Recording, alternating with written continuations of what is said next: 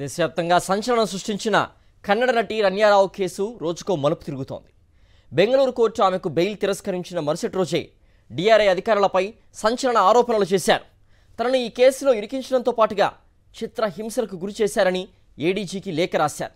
మరోవైపు ఈ కేసు నేపథ్యంలో రన్యారావు సౌతి తండ్రి డీజీపీ ర్యాంక్ ఆఫీసర్ రామచంద్రరావును కంపల్సరీ లీవ్పై వెళ్లాలని ఆ రాష్ట్ర ప్రభుత్వం ఆదేశించింది.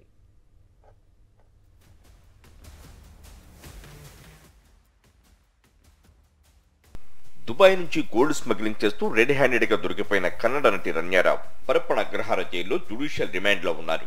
బెయిల్ పిటిషన్పై విచారణ సందర్భంగా డిఆర్ఐ అధికారులపై జడ్జికి ఫిర్యాదు చేశారు రన్యారావు.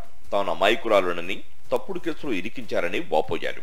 కస్టడీలో విచారణ పేరిట తనను నిద్రపోనివ్వలేదని, తిండి కూడా పెట్టలేదంటూ ఆరోపణలు చేశారు. న్యాయస్థానం బెయిల్ పిటిషన్ కొట్టివేసిన తర్వాత డిఆర్ఐ అదనపు డైరెక్టర్ జనరల్ కు లేఖ రాశారు రన్యారావు. ఈ సందర్భంగా డిఆర్ఐ అధికారులపై సంచలన ఆరోపణలు చేశారు. కస్టడీలో తనను టార్చర్ చేశారని, 15 సార్లు చెంపదెబ్బలు కుట్టారని వాపోయారు. తనతో బలవంతంగా ఖాళీ కాగితాలపై సంతకాలు చేయించారని పేర్కొన్నారు.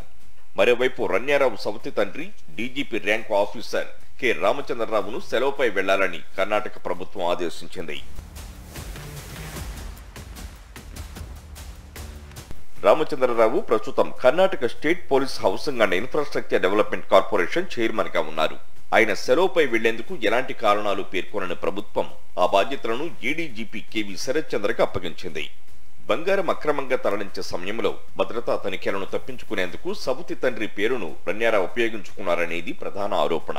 ఈ వ్యవహారంపై పూర్తిస్థాయి దర్యాప్తు చేయాలని రాష్ట్ర ప్రభుత్వం ఇప్పటికే ఉత్తర్వులు జారీ చేసింది. ఇందులో రామచంద్రరావు పాత్ర ఏమైనా ఉందా అనే దానిపైన దృష్టి సారించాలని సూచించింది.